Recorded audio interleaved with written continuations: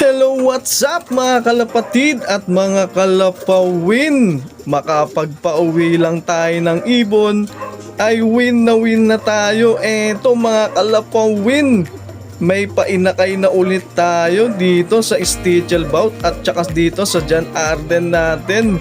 Ayun, sayang lang yung painakay natin dito nung nakaraan, nagkasakit sila. Yellow Barsaan na yun mga kalapawin. Eto, ready na ulit tayo para sa fourth batch ng ating pag-bird. Hintayin lang muna natin na lumaki tong konti. Etong painakay natin dito sa kanila, pipiliin natin. Mamimili tayo kung sino yung ipamimigay natin dito sa dalawang to. Pag-iisipan ko pa mga kalapawin dahil mahilig tayo sa pula. Ayun, pero pag-iisipan pa natin yan mga kalapawin. Sana lang hindi na magkasakit etong painakay natin dito sa Stichelbout natin at dito sa John Arden natin na to, no?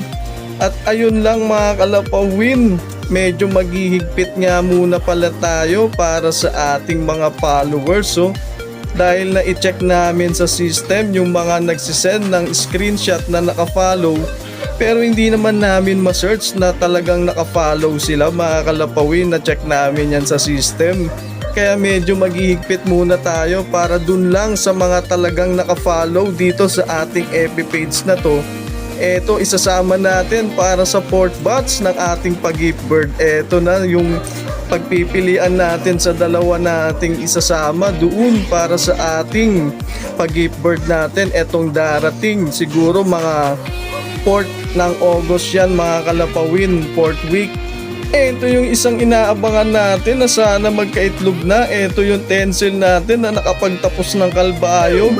At yung pinaris nga pala natin dito ay yung anak ng Saudi bird natin. Sana lang magkaitlog na etong anak ng Saudi bird natin, katatapos lang yatang magregla nito mga kalapawin. Kaya para dyan sa mga supporters natin na talagang nakafollow dito sa ating FB page na to at nakasubscribe sa ating YouTube channel, kayo muna yung isasama natin para sa fourth batch. Talagang mga nakafollow kayo mga kalapawin, yung i-check namin sa system.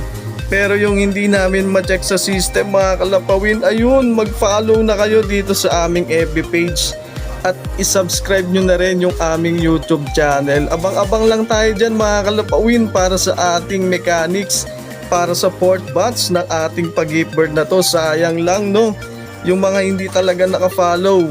Ayun, sunod lang muna tayo sa ating mechanics. So abang-abang lang tayo mga kalapawin sa next video natin. Ipapakita naman sa inyo namin yung mga anak pa nung iba pa nating painakay mga kalapawin. So ayun lang mga kalapawin. Okay? Alright.